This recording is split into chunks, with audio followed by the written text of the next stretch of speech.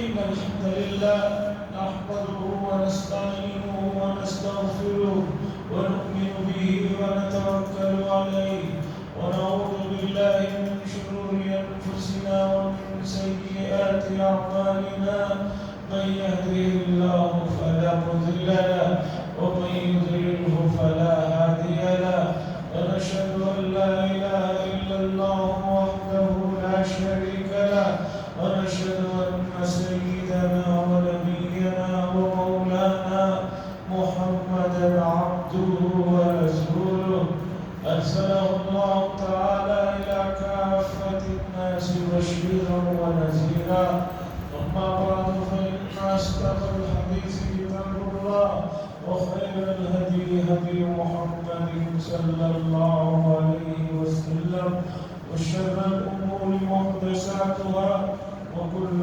محدثة بدعة وكل بدعة ضلالة وكل ضلالة في النار. قال الله تبارك وتعالى في القرآن المجيد والفرقان الحميد: وعد الله الذين آمنوا منكم وعملوا الصالحات ليستخلفنهم في الأرض. وقال تعالى: إن الأرض يرثها عبادي الصالحون. وقال صلى الله عليه وسلم: لا يؤمن أحدكم حتى يكون هواه تبعا لما جئت به، أو كما قال صلى الله عليه وسلم. عزیزان محترم، دنیا کی جو تاریخ ہمارے سامنے ہے، جب سے شروع ہوئی ہے اب تک کی معتبر تاریخ کا ذریعہ قرآن مجید ہے، اور گزرے ہوئے انبیاء علیہ السلام پر نازل ہوئی کتابیں بھی ہیں۔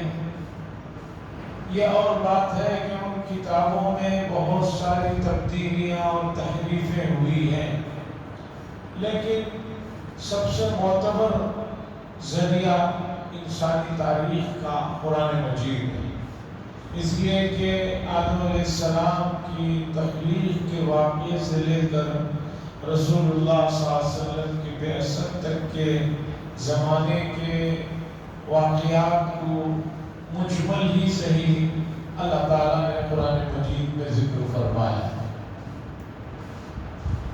حضرت آدم علیہ السلام سے پہلے جنات کی آبادی تھی، اس سے پہلے کیا تھا اللہ بہتر جانتے ہیں،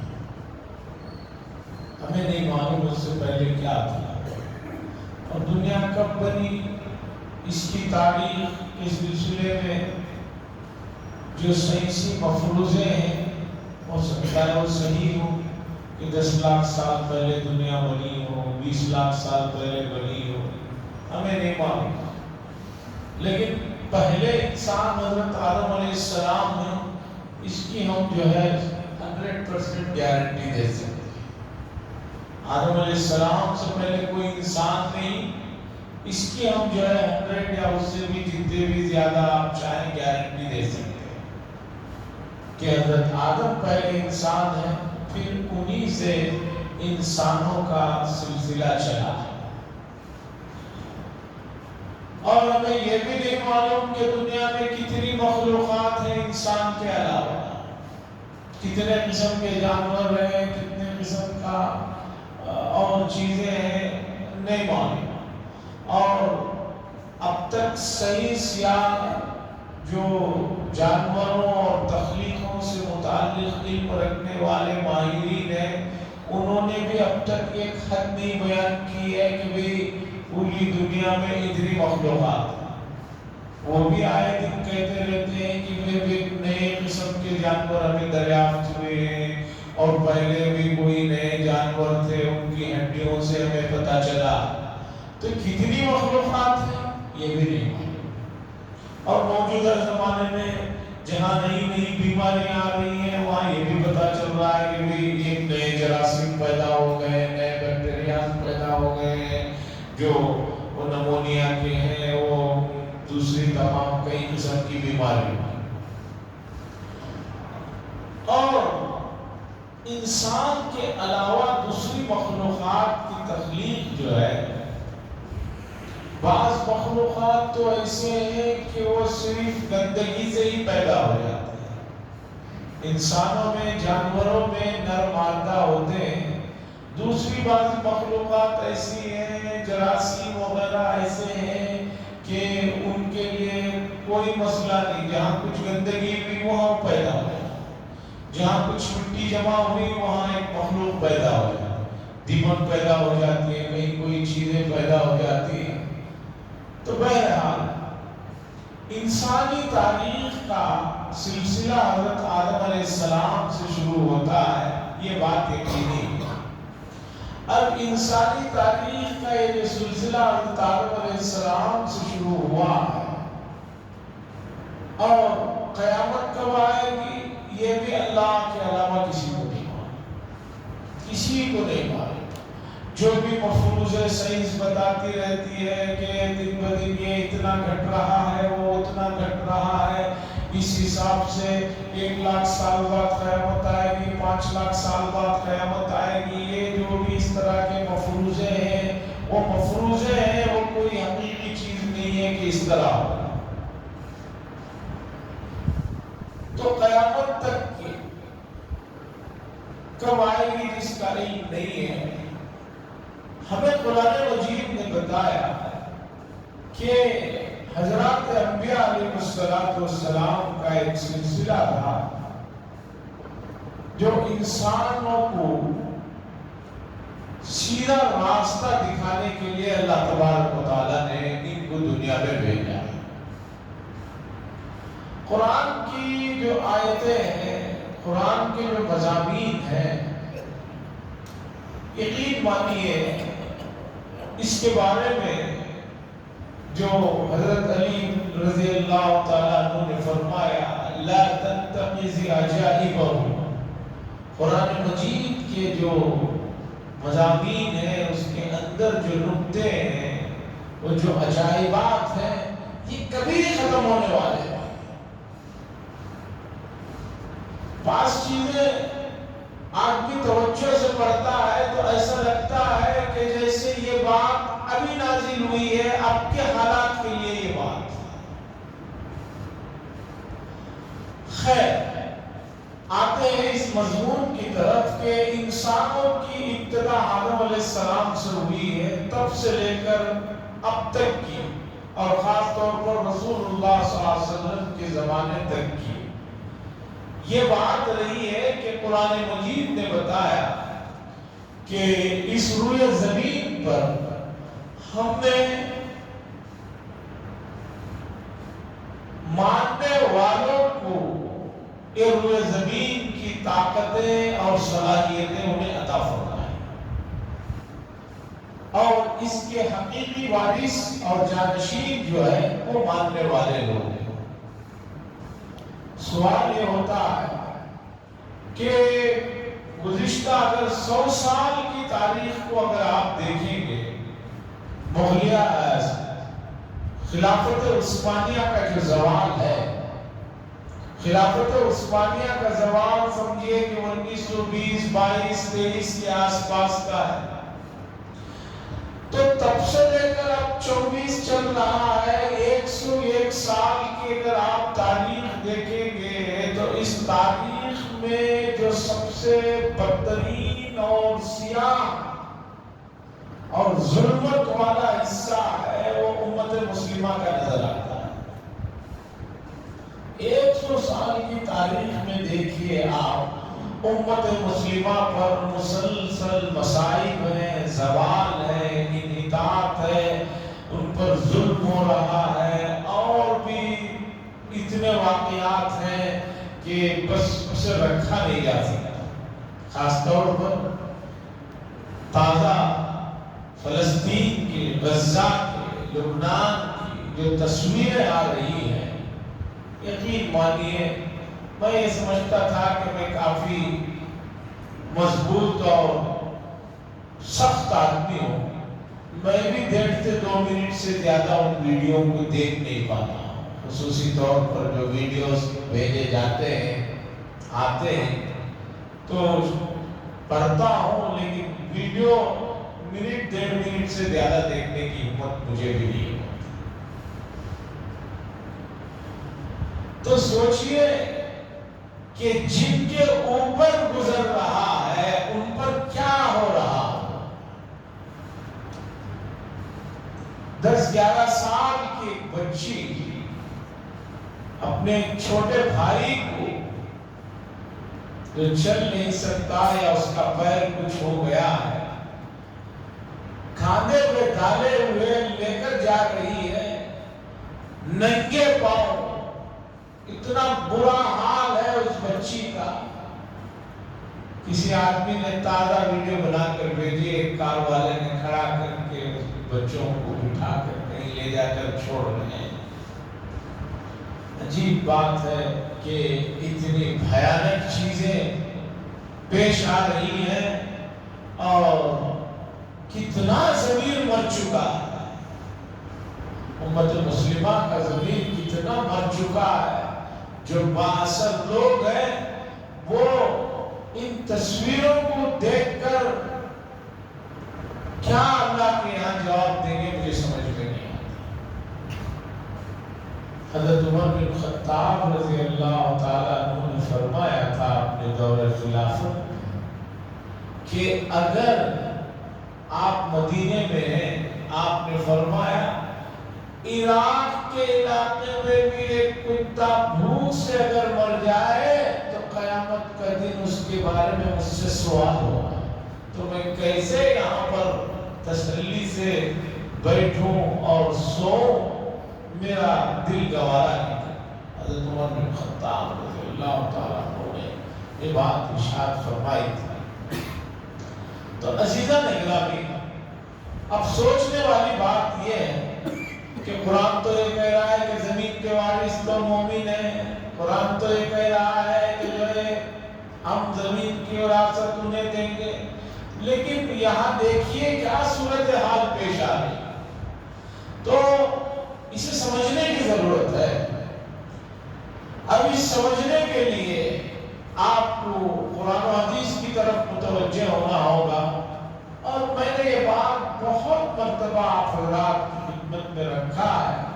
امت مسلمہ کا زوال صرف امت مسلمہ کے لیے نہیں، پوری دنیا کے لیے بڑی نقصان دہ چیز ہے۔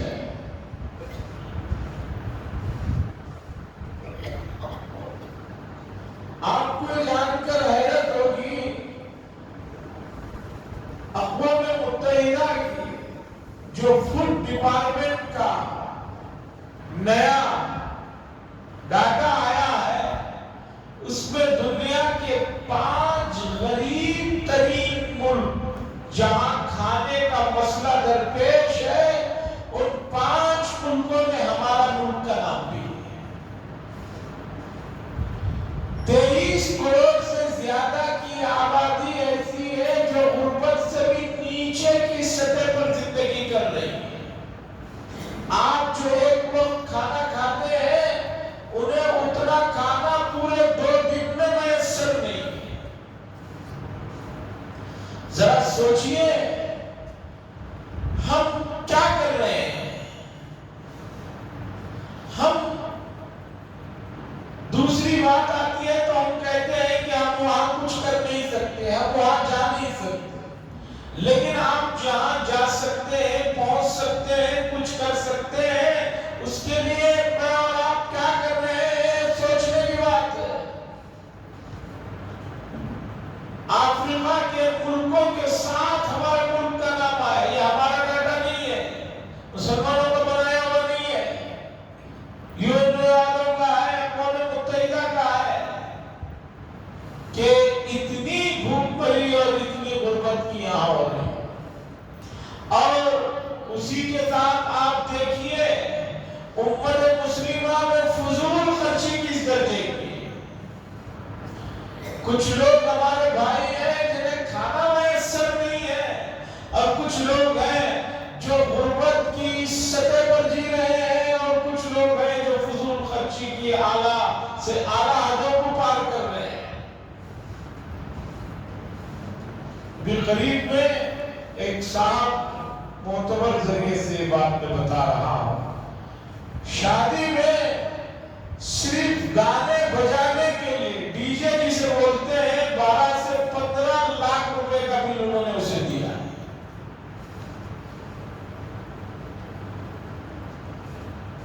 میں بنگلور کا یہ واقعہ سنا رہا ہوں، بنگلور کی ایک شادی کا واقعہ سنا رہا ہوں کہ اتنے لاکھ روپے اس میں خرچ کیے ہیں جس میں کتنے لوگوں کا جو ہے کھانے پینے کا مسئلہ حل ہو جاتا۔ تو عزیزان اکرامی، آئیے سمجھنے کی کوشش کرتے ہیں کہ امت مسلمہ کا عروج کا زمانہ بھی ہم نے دیکھا، اس کی بھی تاریخیں ہمارے سامنے موجود ہیں۔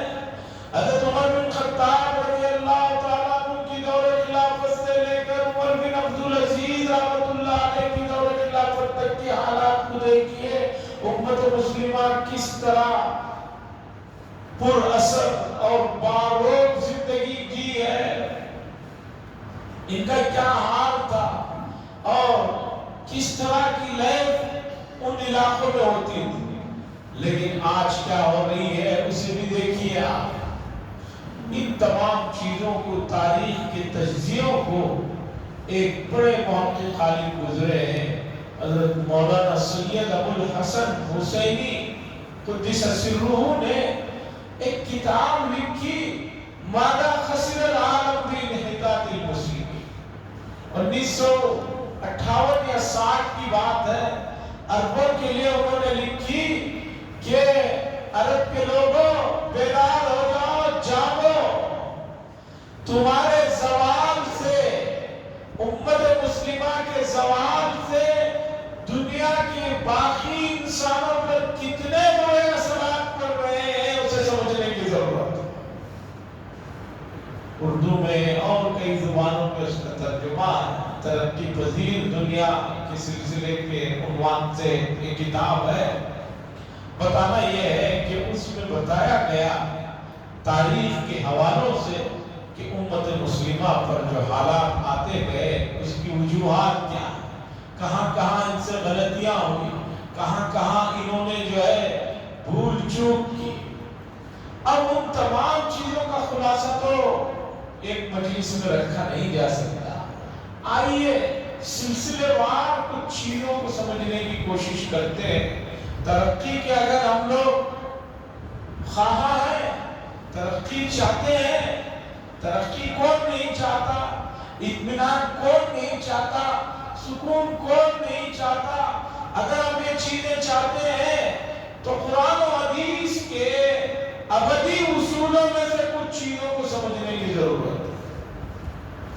عزیزان گرامی، قرآن مجید نے یہ اصول بتایا، ایک بار نہیں کئی بار یہ بات بتایا کہ اِنِ الْحُكْمُ إِلَّا لِلَّهِ، حکم تو، بات تو صرف اللہ ہی کی چلتی ہے اور اللہ ہی کے جو ارادے ہیں وہ پورے ہوتے ہیں۔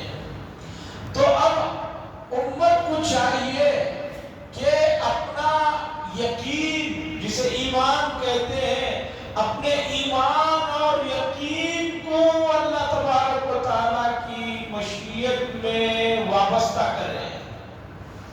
جب تک آپ اپنے تمام معاملات کو اللہ کی طرف سپرد نہیں کریں گے، تب تک آپ کچھ بھی کر لیں، آپ کو سکون اور اطمینان کی دولت نہیں مل سکتی۔ ایک آدمی سب کچھ کر رہا ہے، کس لیے کر رہا ہے؟ اطمینان و سکون کے لیے۔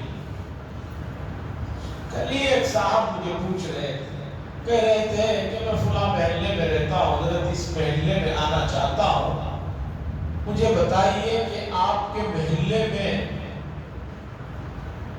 سکون ملتا ہے؟ پہلا آدمی مجھے سوال کیا، اس سے مجھے حیرت بھی ہوئی اور اس کے حالات کا اندازہ بھی ہوا۔ وہ آدمی پوچھ رہا ہے، حضرت کتنا بھی مہنگا کرایہ ہو، کچھ ہو، مجھے کوئی مسئلہ نہیں ہے، مجھے یہ بتائیے کہ آپ کے محلے میں سکون ملتا ہے؟ اب میں کیسے بتاؤں کہ سکون کوئی خریدنے والی چیز تو ہے نہیں کہ آپ گئے کسی دکان پہ خرید لیے، یا آج کل آن لائن کا زمانہ ہے، کوئی بھی چیز ہے، اب بڑوں کو تو اتنا موبائل چلانا نہیں آتا، بچے ہی آن لائن میں سب کچھ منگوا رہے ہیں، آن لائن میں تو ایک چیز خریدی نہیں جا سکتی۔ اب پتہ چلا کہ ایک آدمی شہر سے شہر، محلے سے محلہ، گھر سے گھر بدل رہا ہے، سکون کے لیے بدل رہا ہے، لیکن اسے سکون نہیں مل رہا ہے۔ تو سکون حاصل کرنے کا طریقہ کیا ہے؟ یہ قرآن کی طرف توجہ دینے کی ضرورت ہے۔ تو میں اسی چیز کی طرف آتا ہوں۔ عزیزان گرامی، امت مسلمہ نے اپنی نادانیوں سے، اپنی غفلتوں سے، اپنی جہالتوں سے، اپنی لا علمی کی وجہ سے بہت مشکلات کا سامنا کر چکی ہے، اور اگر اب بیدار نہیں ہوئی تو آگے بھی اس سے بڑے بڑے تھپڑاخے پڑیں گے۔ آپ نے کیا سمجھا کہ یہ آخری حد پر آ کر رک گئے ہیں؟ نہیں، اور ذلت اور مسکنت کے گھروں میں جا کر گرتی رہے گی، چونکہ ہم نے تاریخ کا وہ دور بھی دیکھا ہے۔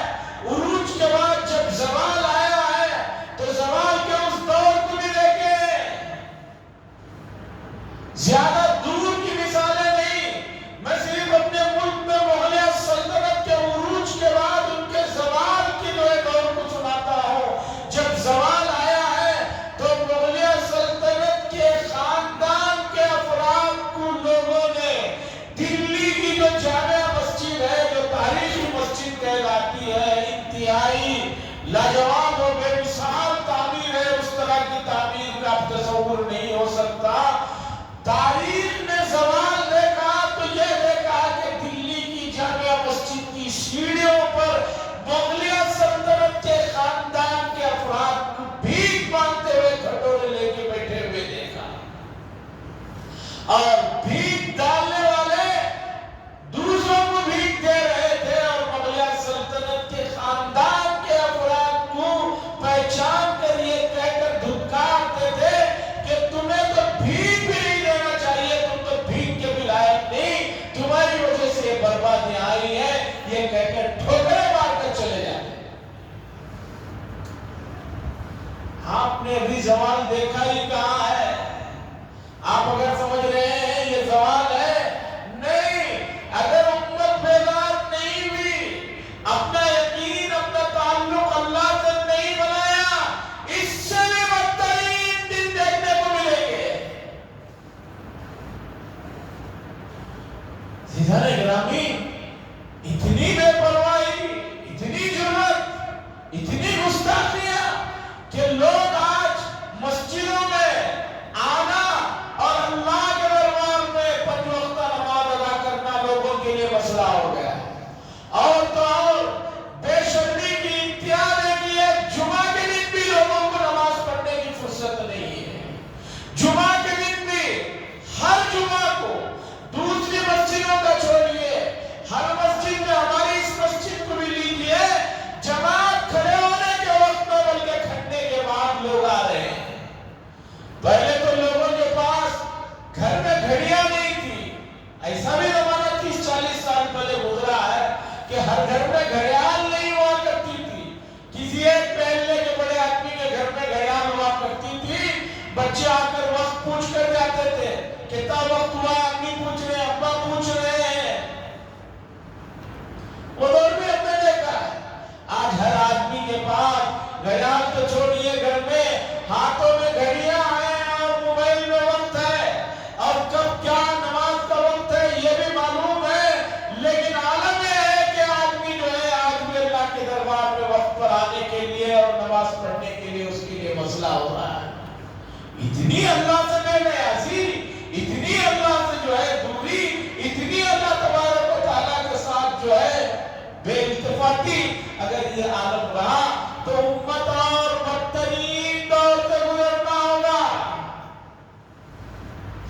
اللہ نے قرآن میں ایک نہیں کئی جگہ پر یہ بات ارشاد فرمائی، اللہ کسی پر ظلم نہیں کرتے، ظلم تو آدمی اپنے آپ پر کرتا ہے۔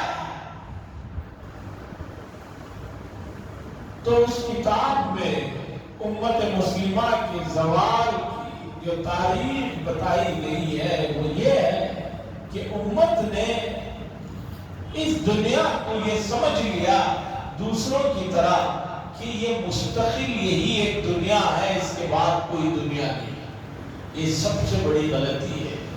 قرآن مجید میں اللہ نے کافروں، مشرکوں، نافرمانوں کو بار بار جس بات کی طرف توجہ دلائی وہ یہ ہے کہ لوگوں، یہ دنیا مستقل ٹھہرنے کی جگہ نہیں ہے، اس کے آگے ایک اصل زندگی ہے، وہ تمہاری زندگی ہے۔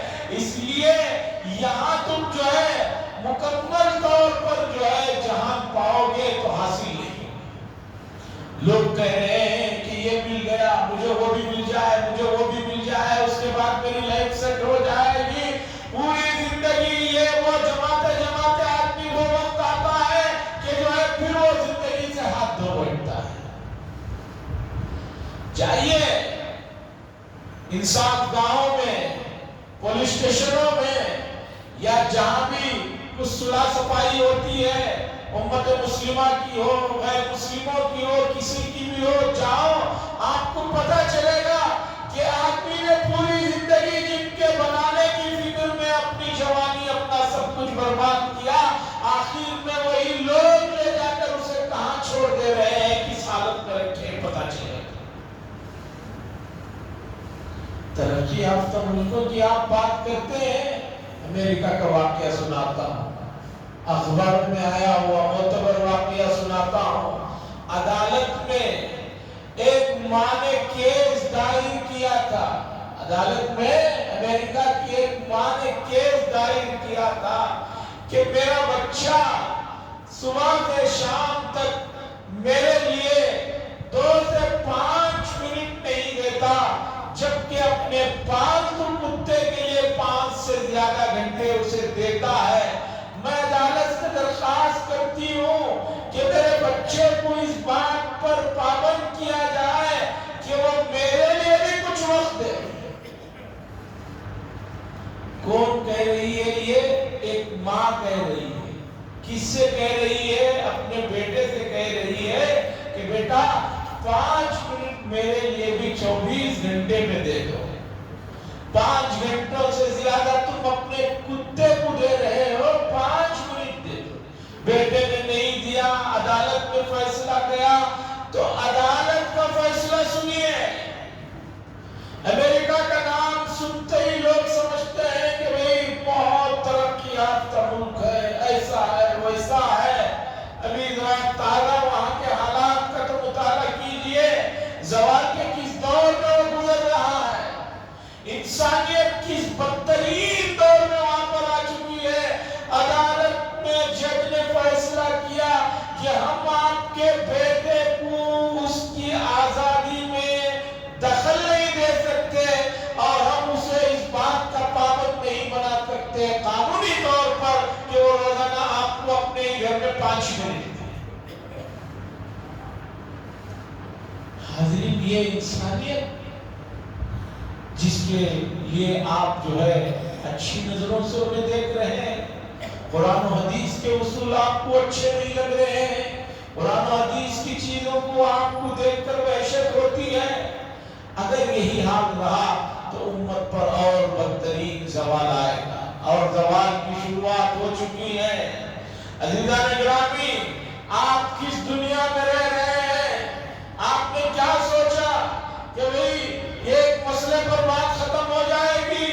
نہیں، مسئلے بنتے جا رہے ہیں۔ آپ دیکھیے، آج ہی اخبار اٹھا کر دیکھیے، جھارکھنڈ کے واقعات لیجئے، ہماچل پردیش کے واقعات لیجئے۔ میں اپنے لوگوں کی بات نہیں، خود غیر مسلموں کی بات سنا رہا ہوں، وہ جو کہہ رہے ہیں کہ بھئی یہ تو سراسر ظلم ہو رہا ہے۔ اپنے لوگ تو منہ کھول نہیں رہے ہیں، برادران وطن کھول رہے ہیں کہ امت پر ظلم ہو رہا ہے، امت کو خامخواہ چھیڑا جا رہا ہے، زبردستی ان کے گھروں کو جو ہے ختم کیا جا رہا ہے۔ ہم یہ سب چیزیں دیکھ رہے ہیں اور کچھ نہیں کر رہے ہیں۔ آپ کہیں گے کہ کیا کرنا ہے؟ میں کہتا ہوں میں صرف اتنا